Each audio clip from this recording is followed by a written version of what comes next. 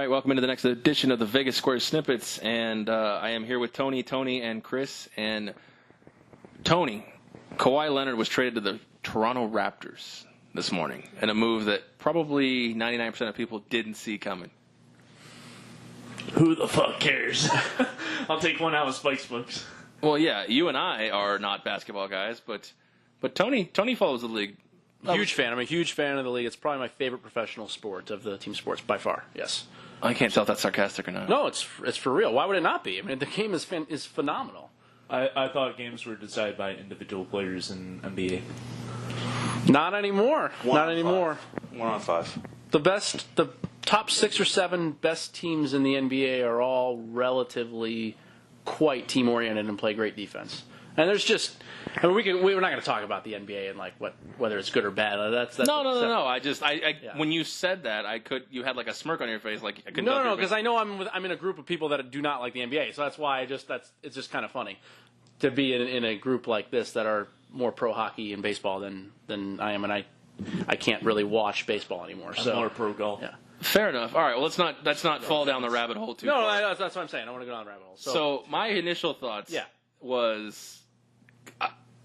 What I know of basketball, I watched a lot of basketball when I lived in Orlando and worked for radio and covered the team in Orlando during the whole Dwight Howard fiasco.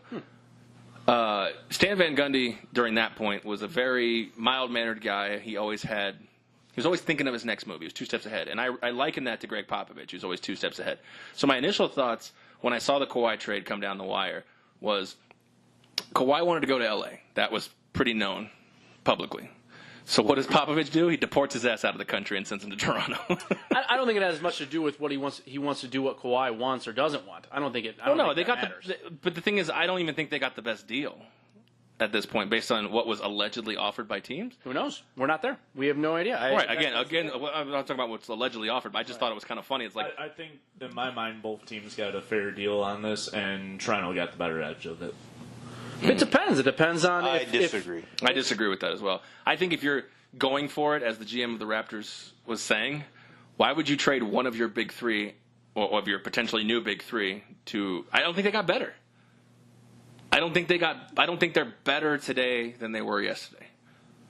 These are 2 of the better GMs in the last 20 to 25 years. Buford and Ujiri are absolutely unbelievable scouting talent, too. Let's just not forget that both of these guys, this is like the best head-to-head of a trade that we've basically ever seen in the league. It's kind of amazing with how good these guys have done. I don't know if you know a lot of Ujiri's history, but he was the guy that turned Denver all the way around from like a complete zero. How long has he been in Toronto? About 7 years, 6-7 years now. So I can't give him credit with the contracts he's locked himself up with. They've been one of the best teams in the East the last 2 or 3 years in Toronto. You know how hard that is? In the regular season. The regular season doesn't exist to half the players in the NBA anymore. But LeBron doesn't play for the regular season. They put themselves in a good spot to win to get games. swept. Yeah, well, I don't think the goal was to get swept by Cleveland or the thought that there would be no adjustments made, especially this year. Well, the only reason they had to get rid of DeRozan is because they couldn't afford these 3 guys. Because Kyle Lowry is on the mega deal I've ever seen for a 5'8" point guard. I don't know how tall he is actually, but the Lowry deal is probably a little too sweet, but he's still a very, very good point guard. I mean, he's a top 5 or 6 point guard. The point is that he's really good. I feel like when you traded DeRozan for Kawhi, I don't feel like they got exponentially better. Like I still think Kawhi is a top 3 or 4 player in the league. When healthy. Yeah. And mentally wants to play. We don't know that. Yeah. And I don't think he really wants to play in Canada. That could very well be true. Again, these are unknowns, and that could very well be true. I don't know anything about this. We don't know about the injury situation. We don't know anything. But we're amateur radio guys. We don't need to know. We can just give an opinion without any kind of fact. I don't like to give an opinion without having. Why not? That's the whole point of these things. And that's the thing. That's the thing. And not to get too far off track. When an athlete's like, "Well, you never played the game at this level." Well, of course I didn't. But you know what? I got paid to give an opinion. Sure, of course. So, I'm not saying you shouldn't give an opinion. I'm just saying it's tough to do without a lot of the natural cop-out answer from an athlete or somebody else is like, you're not in their head. You're not in their shit. Well, of course I'm not. But I have to give my educated guess. Otherwise, my radio show would be very quiet. I understand. And the So point, why don't you take a shot? and the point that I was started to make. Oh, my was, apologies. No, no, you're not. I'm gonna turn mine involved. down. No, it's not because of that. No, it's because these two GMs have hardly ever made mistakes. I disagree with you with these contracts being poor Toronto. I don't agree with that at all. Okay, that's fair. And he's drafted incredibly well in Toronto the last 3 or 4 years. He made a total turnaround with both franchises that he's been with. This guy is an absolute elite GM. And on the other side, R.C. Buford now doesn't make all the decisions with San Antonio. I realize that Pop is obviously heavily involved in what's going on. And Buford is his guy, and has been his guy for 10, 15 plus years. Ever since he was actually the head coach the GM of San Antonio, Buford was alongside with him then. Right. So I get all of that. But these guys did not go into this not knowing very, very little compared to what we know. My guess is that Toronto has a better idea about what Kawhi, how he is health-wise, and what he maybe wants to do, play, not play, whatever. They probably have a strong idea of what's going on here. I don't think this would just be a willy-nilly situation. No, I don't think. Like you say, giving the guy credit. How do you say his name? Ujiri? Ujiri, yeah. Ujiri? Okay. Sai Ujiri. Mm-hmm. Sai Ujiri. I give him credit to say, to acquire an athlete of that elite level. But the question is with Lowry, Kawhi, Velich, I'm not even going to butcher his name. You know who I'm talking about. Yeah, for sure. And Ibaka, that doesn't fear. I don't fear that if I'm Boston or Philadelphia. They've got some good young shooters too. They've got some good young shooters. They had a guy that played really, really well in the second half. Shot like 46 or something like that % from three. They've got a lot of really good young players. I'm telling you, this is a team that is solid. Now they lost Podol too, by the way, in this trade, which I think actually could be a significant thing going forward as well. That was a guy that they were going to build around and probably be a potential starter at the 5 next year. So I'm surprised that went down as well. But again, it's... Well, when I listened to what was going on and what the pieces, when the pieces finally came out, Chris, the one that struck me as odd was a protected first-round pick that went to San Antonio. The reason I find that odd is because they're protecting a pick that was within 1 through 20, and San Antonio agreed to it. So I look at that a flip side. If the pick's between 1 and 20, it automatically turns into 2 second-round picks. Mm-hmm. That, to me, kind of struck a chord in my mind, thinking Toronto may flip Kawhi to L.A. for a better package than L.A. would have given to San Antonio. I can see that. Possible. It's possible, but we're discounting how good DeRozan is offensively and how much he can totally move the needle. This guy is an absolute elite scorer. I love DeRozan. He's a tough guy not to love. The only thing that he's got to learn to play really defense. Can't is that he is lazy on defense and he shuffles his feet way too much, and he just doesn't play great team defense either, besides just wing one-on-one. And again, I hate to keep harping on this, but I'm pretty sure that San Antonio has had a lot of discussions with him, and this is probably going to change a little bit. My guess is that he will fit in really well. I'm not talking about the San Antonio side. I'm talking about the Toronto side at this point. But yeah, I'm just trying to work both ways. Okay. It's hard to predict what could potentially happen on a next move when there's, we have no clue what is going on in the landscape of GMs talking and player movement. I have no idea. I think that San Antonio's first move is they didn't really want Leonard to go to a place, if he was going to be healthy and be still an elite player, where they're going to have to face him on a consistent basis and then hit him in the playoffs maybe. I think they wanted him on the other side, in the other conference, as much as they could, if it made sense for them. And whether he moves again after that, they have no control over this. Yeah, absolutely. But they were they did what they could there.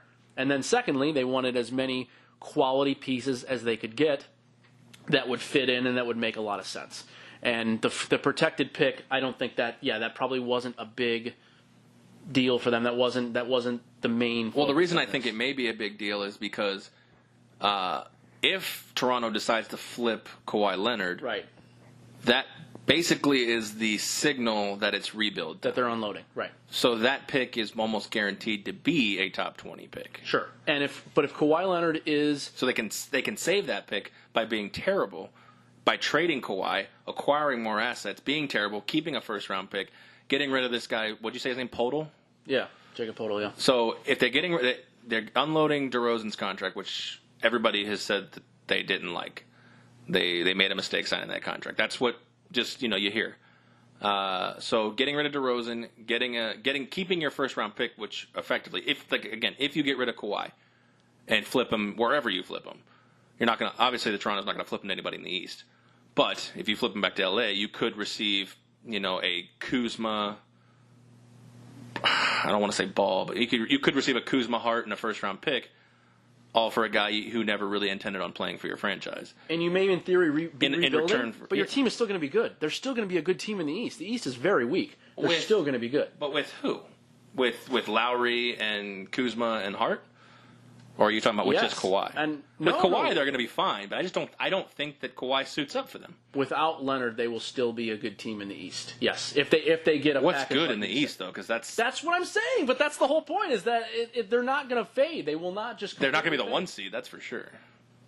I'll make you unlikely a 1 seed for sure. If Kawhi is not on that team, I don't think they're a top 4 seed. I will bet you that. Maybe, I don't know. I want to see what happens the rest of the summer. Unknown. This guy, just make your bet now. Can't do it. Futures, baby. That's what futures is all about. Like San Antonio, 200. There you go. Yeah, well, that's the thing. San Antonio moved all the way down to 200 to 1, which I've only been able to find that at the Westgate Superbook. I liked it immediately off the bat, and I almost turned my car around on the highway to go bet it. But then I've started to have second thoughts about it because San Antonio finished 7th in the West last year. LA finished out of the playoffs, the Lakers.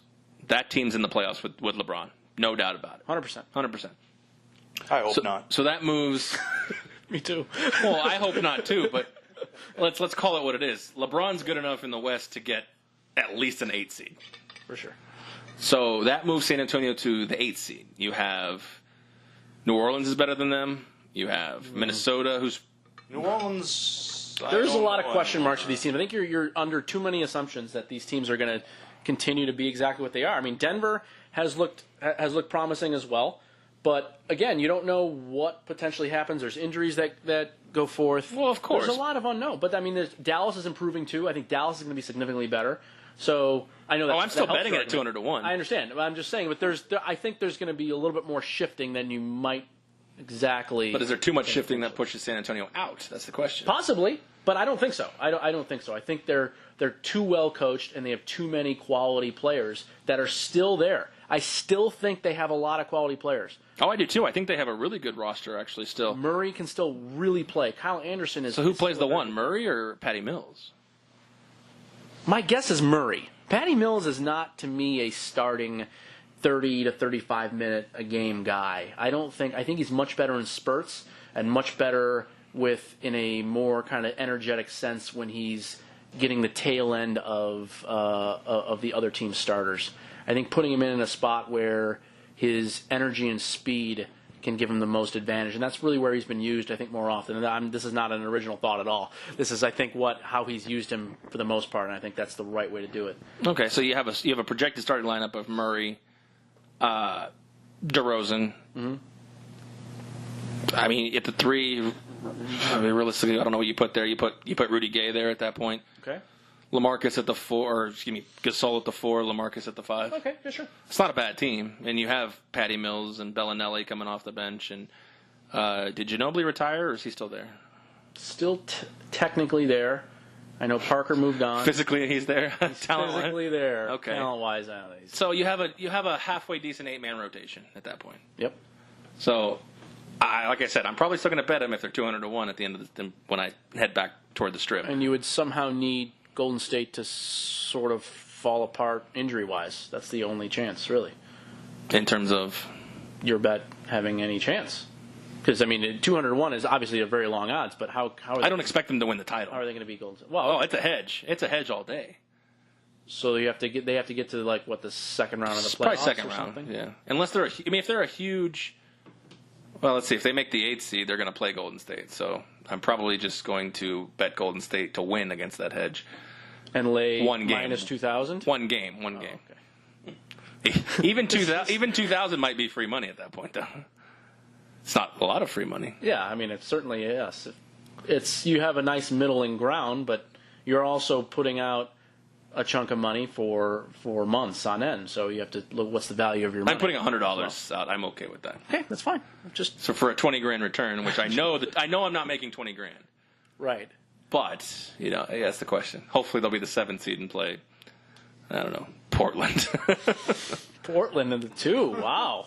Get swept again. Big rise in Portland. Yeah. That would be great if they could play Portland and sweep them. Well, that would be that'd be. But let's talk about Toronto and with Kawhi. If he decides to never play, what do fans believe there, Chris, in Toronto? If they traded DeRozan, who apparently was a fan favorite, who said, "I'm a lifer in Toronto," and they flipped him for a guy who may never put a jersey on.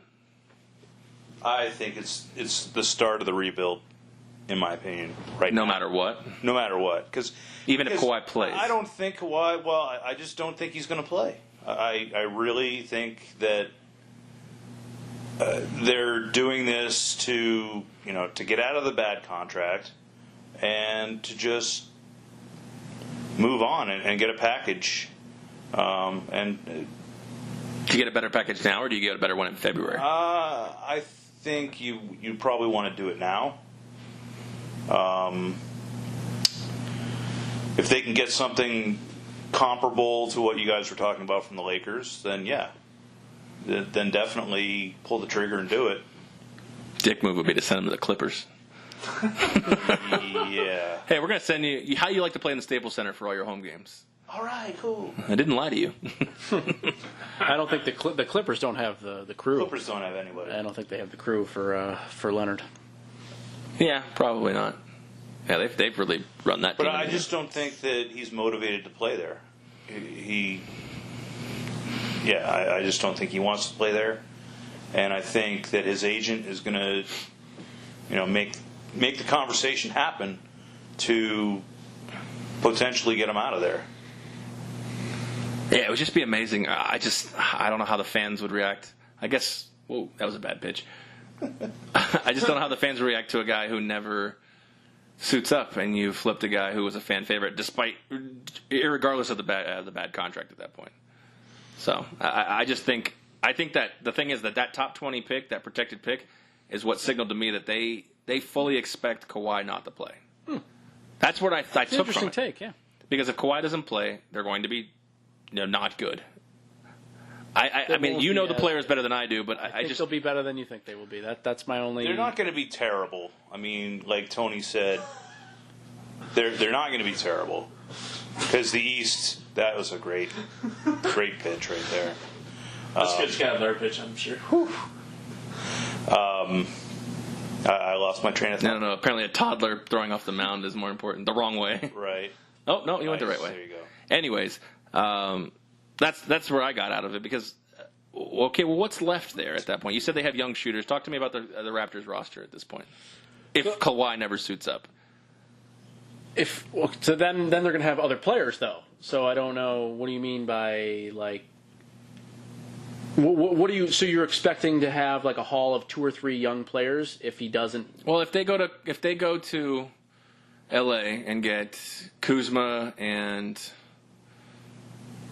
I don't think they're going to get Kuzma and Hart. So let's just say they get Kuzma and two firsts. Okay, so I don't think that essentially moves it just yet. No, all right. So you have Valanciunas, who's been a standard sort of 5 that'll play 25, 30 minutes, get you a bunch of rebounds, and he's a wing, more of a wing center than you'd like, and they've always had issues, or at least. The thought with Toronto was being able to get inside buckets and be able to move the ball in and out. That they spend a little bit too much time on the perimeter, and that's been part of the issue. So DeRozan was sort of the main guy that was able to open up a lot more shots for players because he was very willing to go to the rack with the ball and he could score. So you had to move defenses, and he was able to.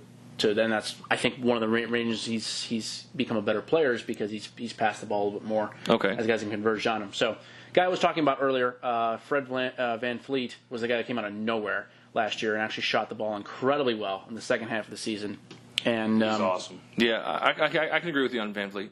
So yeah, and so from what I watched before, Serge Ibaka is still a fine player, and they have a couple of other younger players that did not really play very much last year because they were a pretty deep, solid team, and that the word is that there's some quality there.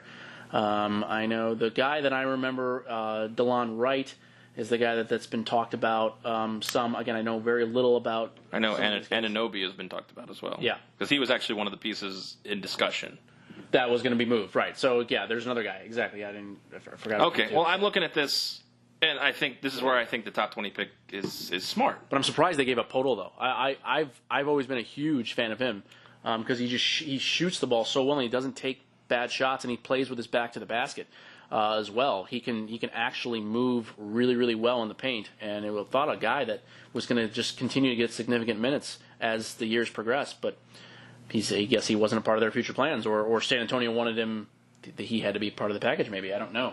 But I was always a big fan of him too. So it's interesting. Yeah, but I think they have a good enough team to win a lot of games in a very, very weak conference. And being a huge NBA fan and liking how things had been going the last 3, 4, 5 years, this offseason has been really, really, really rough. Because everyone, the better teams got better, and a lot of other teams that you want to rise got worse, and the Western Conference got better. And it's not good for the game. It really isn't. So I definitely agree with that. But, okay, again, look, I know I keep harping on this pick, but yeah, if they trade Kawhi for, let's just say, Kuzma and a couple firsts, I got to imagine the roster that you just explained to me, they've got to finish 5th or better for that pick to go to San Antonio. How could that? Kuzma in 2 first rounds for? How is that even possible? Like, how is Brandon Wright not even involved in that anyway? And is Kuzma, Ingram, yeah. You can get Ingram. You're only getting one of those guys. I just used Kuzma. Really? Okay. You're only getting one of Kuzma and Ingram. You could get Ingram and Hart. I don't know. Either way, yeah. Point being is that I think you're only getting one of those guys. So if you get one of those guys, maybe get Hart. The problem is, I'm pretty sure they want to get rid of Lonzo at this point. Anyways, point being is that what Toronto's roster is going to look like. Can that be a 5th or better seed?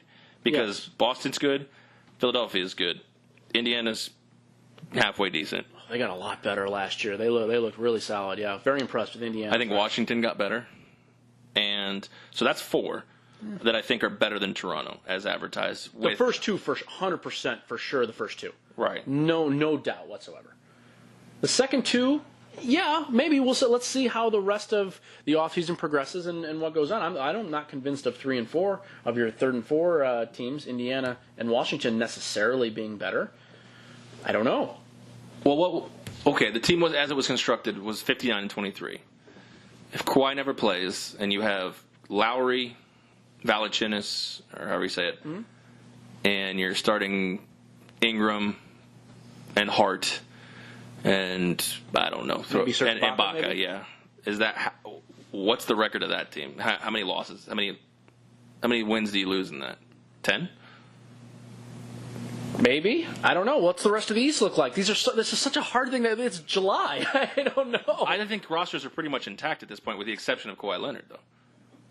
But I don't know. There's what no they more all splash are. moves except for him. I know, but I don't know what they all are. Like, there's been a lot of movement, obviously, in this offseason. That like players. Well, they're going to be better than Cleveland. That's clear. Maybe. Actually, you know what? I don't even know if I agree with that. They will be way better than Cleveland. Cleveland is going to be atrocious. They are going to be very bad. Set a line. I don't know. They'll be in the 30s. Cleveland's win total will be in the 30s. I say 28.5. And I almost like the under. You see 28.5, or are you making up 28.5? That's what I'm making up. I'll take the over on 28.5. They have one of the worst coaches in the NBA and a terrible old roster. Very, very, very bad. I still think they're better than 28.5. They're still better than 28.5 wins at this point. I don't know. I'm not sure. I'll take any comer on that one. Yeah, we'll see what the win total is, what the actual win total is. If it's somewhere that I think it's going to be in the low to mid 30s, I'm going to love that under. Very likely, depending on what else has shaken out. I haven't seen all the Milwaukee's moves and a lot of these other teams that can be good. Like if Milwaukee just got a coach. Yeah, see, that's another thing. Yeah, exactly. All the They have coaching such- moves and stuff. I just such don't talent know on that enough. team. It's July. We can't focus on all these. I know you guys can do all the sports. I cannot do them all. It's just too much. It's information overload. We have the Open.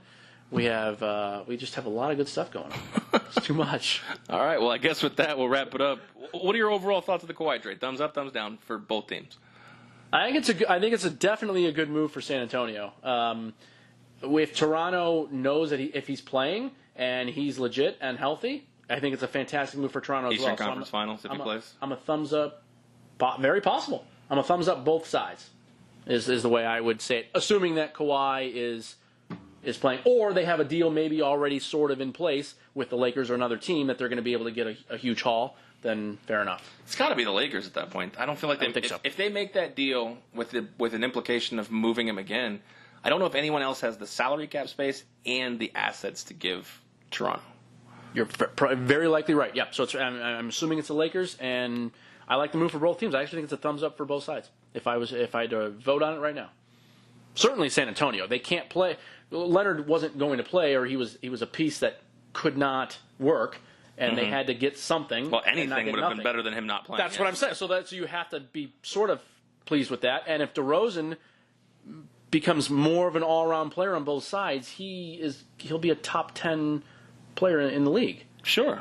But are the Spurs going to pay him $30 million a year? If he plays on both sides, he would deserve a max deal, yes, in my opinion. He's that good of a scorer. He is that good of a scorer. And if he plays some defense and Podol can get 25 minutes and keep playing like he is and shoot 66% from the field, and his true shooting percentage is like over 70, yes. No, I can't. That's not sustainable. It's not, but it would. I know what you're saying. Yeah. I know in the West he's gonna struggle a little more in the West than he has. But I agree with you there. But I'm just saying yeah. Well, Chris, thumbs up or thumbs down for both teams? I love it for the Spurs. Absolutely love it. Just like Tony said, I mean, you're getting DeRozan for basically, Kawhi when he was healthy, when he was motivated to play, he's top 5, top 10 player. Now he's basically a year removed from playing. It's a big unknown going to Toronto where what's his motivation to play north of the border? I think, as I said earlier, I think he's on the move again.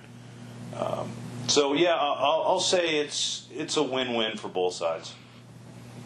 Fair enough, because you're right. I mean, if he plays and he's motivated, great. And if he doesn't, and their intention is to flip him, then they're going to win out. Because if their goal was to get rid of DeRozan's contract by getting rid of Kawhi, it's going to be exactly the success that you said. And you said that guy's no dummy. So he's not. It's true.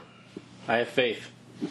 I have faith he'll either flip him or motivate him. Yeah, I do.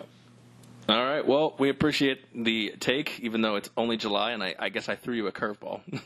It's difficult. I on the off seasons. It's hard. It's very difficult to pay attention to everything that's going on when you have so many other the other sports I get excited about. So yes, that Fair are currently enough. going. Fair enough. All right. Well, we appreciate you both providing insight on the Kawhi Leonard trade that dropped this morning, and we will catch you on the next snippet.